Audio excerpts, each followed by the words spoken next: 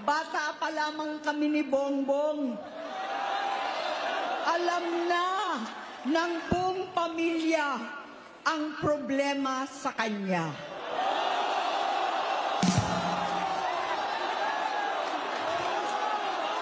Sa totoo lang, mababasa naman ng lahat ang mga testimonya ng aking ama patungkol sa kanyang ugali at gawain.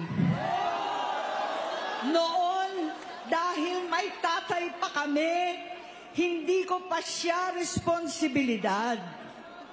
Noong tumatanda, ay mas naging nakakabahala. Batid ko na nagda-drug siya.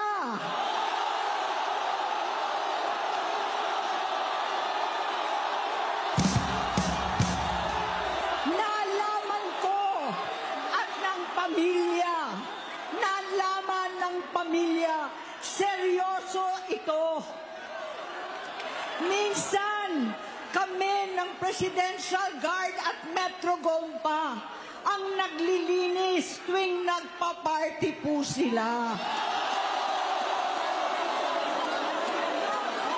Namuhay kaming magkakapatid sa ibang bansa. Kami-kami lang. Kinumbinsi ko pa si Bongbong, pakasalan mo na si Lisa. Naisip ko noon, kapag nag-asawa siya, malalagay na sa tahimik at magkakaroon ng direksyon.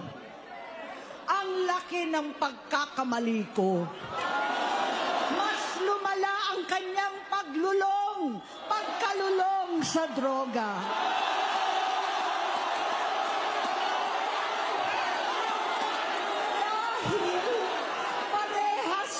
Silang mag-asawa.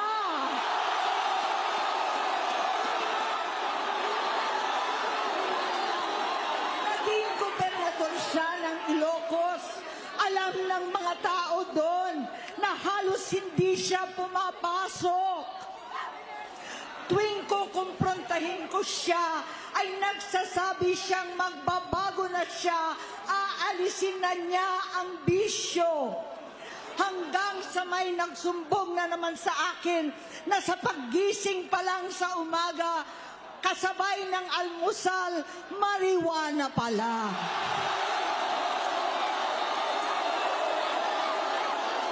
Maghapon sila, lahat sila nagiinuman at gumagamit ng cocaine. Kasama ng asawa at barkada.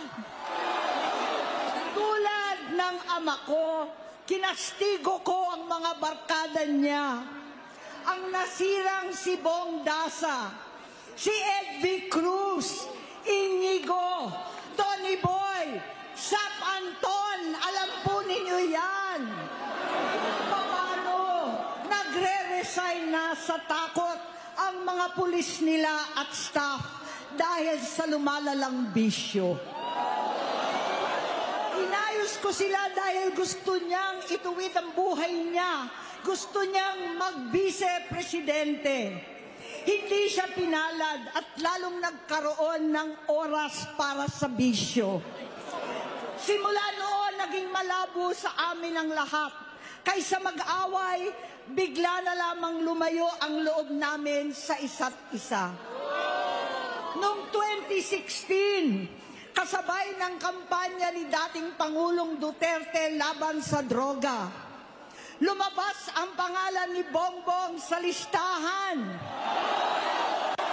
Nakasama siya sa listahan ng mga celebrities, mga artista, Maricel Soriano at iba pa. Masinsinan kong kinausap si Pangulong Rodi. Halos manikluhod ako. Sinabi kong ayon sa kapulisan, dapat unahin, usigin ang mga pusher at saka na lamang sagipin ang mga user. Naligtas si Bongbong. Labis ang takot ko at pag-aalala. Kinausap ko siya at nagsabi siyang talagang siya ay nagbabago na. Muli at lagi. Hindi ako nawalan ng pag-asa. Ako'y naniwala ulit. Mula noon na natatanggap ko na lang na balita tungkol sa kapatid ko ay regular na pagpapadoktor. Kaya kumalma naman ako. Inisip ko, totoo, dahil naoperan na ang tuhod niya sa gout. Siguro, totoo na ito. Hanggang nito, nalaman ko na tuloy ang paggamit niya sa mga party, nagarapalan, naghahain ng droga. Pinagmamalaki pa ng mag-asawang kayang-kaya nila ang microdosing ng cocaine. Hati-hatiin daw para 4 na beses sa isang araw. Hindi mabibisto.